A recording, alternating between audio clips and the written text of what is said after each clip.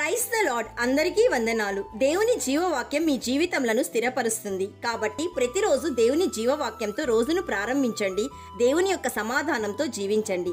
ఈ రోజు దేవుని జీవవాక్యం సామెతల గ్రంథం 1వ అధ్యాయము 33వ వచనము. వాడు కీడు వచ్చినన్న భయము లేక నెమ్మదిగా నుండును. Proverbs chapter 1 verse 33. Untroubled by fear of harm. ప్రియ సహోదరి సహోదరుడా, ప్రభు అయిన యేసుక్రీస్తును నమ్ముకుంటే నీకు శ్రమ అని చాలా మంది అంటారు. ఇది నిజమా? నో, ఇది నిజం కాదు. ఎప్పుడైతే నీవు ప్రభువును నమ్ముకుంటావో నీకు కీడు వచ్చినన్న భయము లేక నెమ్మదిగా ఉంటావు. ఎందుకంటే రక్షకుడును బలవంతుడైన ప్రభువు నీతో కూడా ఉంటాడు.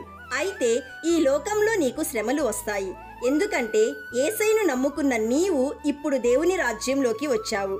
అన్య ప్రజలు అంటే యేసయ్యను నమ్మని వాళ్ళు అంధకార సంబంధమైన రాజ్యంలో ఉన్నారు.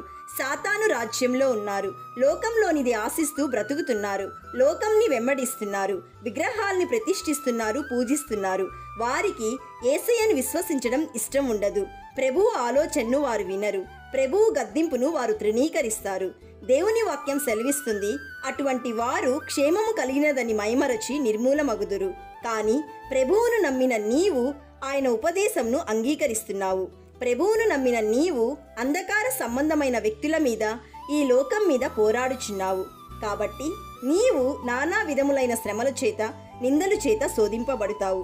అయితే దేవుని వాక్యం నిన్ను సురక్షితంగా నివసింపచేస్తుంది. నీవు నడుచున్నప్పుడు నీ పాదం ఇరుకున పడదు. నీవు పరిగెత్తునప్పుడు నీ పాదం తొట్రిల్లదు. నీకు కీడు వచ్చినన్న భయము లేక నెమ్మదిగా ఉంటావు. My dear friend, please hold on Lord's instructions. Do not let it go. Guard them, for they are the key to your life. ప్రార్థన చేసుకుందాం, ఏకీభవించండి. సర్వశక్తి కలిగిన దేవా, ఈరోజు వాక్యం ద్వారా మాతో మాట్లాడినందుకు మీ కృతజ్ఞతాస్తుతులు. తండ్రి, నీ వాక్యమును మేము హృదయంలో భద్రపరుచుకొని అంగీకరిస్తూ జీవించుటకు కృప దయచేయండి. ఈ రోజు జీవవాక్యం వింటున్న ప్రతి ఒక్కరూ, వారి కుటుంబాలు నెమ్మది కలిగి సమాధానంతో జీవించుటకు కృప దయచేయమని కృపాసత్య సంపూర్ణుడైన యేసయ్య నామంలో అడుగుచున్నాము తండ్రి. ఆమెన్. God bless you.